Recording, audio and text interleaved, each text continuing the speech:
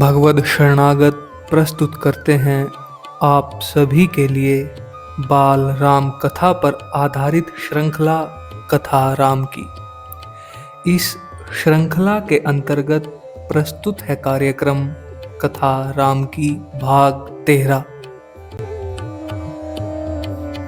इस श्रृंखला में अब तक सुन चुके थे कि राम, लक्ष्मण और सीता चित्रकूट को छोड़कर पंचवटी की ओर चल पड़े थे तथा मार्ग में ही उनकी भेंट जटायु से हुई।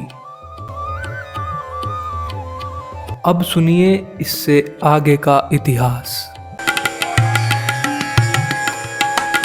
पंचवटी में लक्ष्मण ने बहुत सुंदर कुटिया बनाई, मिट्टी की दीवारें खड़ी की, बांस के खंभे लगाए, कुश और पत्तों से छप्पर डाला। कुटिया ने उस मनोरम पंचवटी को और सुंदर बना दिया। कुटी के आसपास पुष्प लताएं थी, हिरण घूमते थे, मोर नाचते थे। इस बीच राम राक्षसों का निरंतर संहार कर रहे थे। वे जब भी आश्रमों पर आक्रमण करते, राम लक्ष्मण उन्हें मार देते। उन्होंने सीता को पकड़ लेने वाले राक्षस विराध को भी मारा। वन से राक्षसों का अस्तित्व लगभग मिटा दिया। तपस्वी शांति से तप करने लगे। एक दिन राम, लक्ष्मण और सीता कुटी के बाहर बैठे हुए थे, लता कुंजों को निहारते, उनके सौंदर्य पर मुग्ध होते। तभी लंका के राजा रावण की बहन शूर्पणखा वहां आई। राम को देखकर वो उन पर मोहित हो गई। उसने स्वयं को पानी में देखा, विकृत चेहरा, मुंह पर झुर्रियां। वो बूढ़ी थी पर राम के मोह में आसक्त थी, उन्हें पाना चाहती थी। उसने माया से सुंदर स्त्री का रूप बना लिया। शूर्पणखा राम के पास गई, उनसे बोली, हे रूपराज, मैं तुम्हें जानती नहीं पर तुमसे विवाह करना चाहती हूं। तुम मेरी इच्छा पूरी करो, मुझे अपनी पत्नी स्वीकार करो। राम ने मुस्कुराकर लक्ष्मण की ओर देखा, अपना परिचय दिया। सीता की ओर संकेत करते हुए कहा, देवी, ये मेरी पत्नी है, मेरा विवाह हो चुका है। राम शूर्पणखा को पहचान गए थे, फिर भी उन्होंने उसका परिचय पूछा। शूर्पणखा ने झूठ नहीं बोला, सच सच बताया कि वो रावण और कुंभकर्ण की बहन है और अभी तक अविवाहित है। राम के मना करने के बाद वो लक्ष्मण के पास गई। लक्ष्मण ने कहा, मेरे पास आने से तुम्हें कुछ नहीं मिलेगा देवी, मैं तो राम का दास हूं, मुझसे विवाह करके तुम दासी बन जाओगी। लक्ष्मण ने शूर्पणखा को पुनः राम के पास भेज दिया।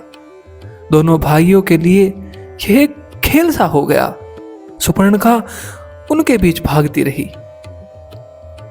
क्रोध में आकर उसने सीता पर झपट्टा मारा। सोचा कि राम इसी के कारण विवाह नहीं कर रहे हैं। लक्ष्मण तत्काल उठ खड़े हुए, तलवार खींची और उसके नाक कान काट लिए। खून से लथपथ शूर्पणखा वहां से रोती बिलखती भागी अपने भाई खर और दूषण के पास। वे उसके सौतेले भाई थे, उसी वन में रहते थे। शूर्पणखा की दशा देखकर खरदूषण के क्रोध की कोई सीमा न रही। उन्होंने तत्काल 14 राक्षस भेजे।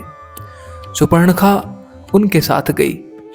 राम जानते थे कि राक्षस बदला लेने के लिए अवश्य आएंगे। वे तैयार थे। सीता को उन्होंने सुरक्षित स्थान पर भेज दिया, लक्ष्मण के साथ। राक्षस राम के सामने नहीं टिक सके। देखते ही देखते उन्होंने सबको ढेर कर दिया।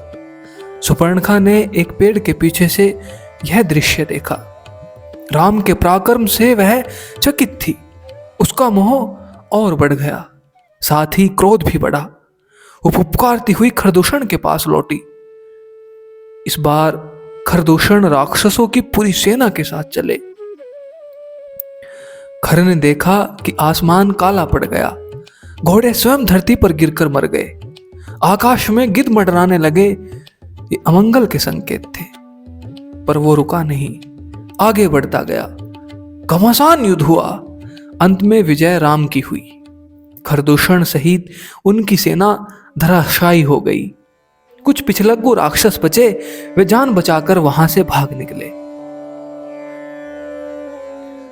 नमस्ते जी, यह था इस श्रृंखला का भाग 13।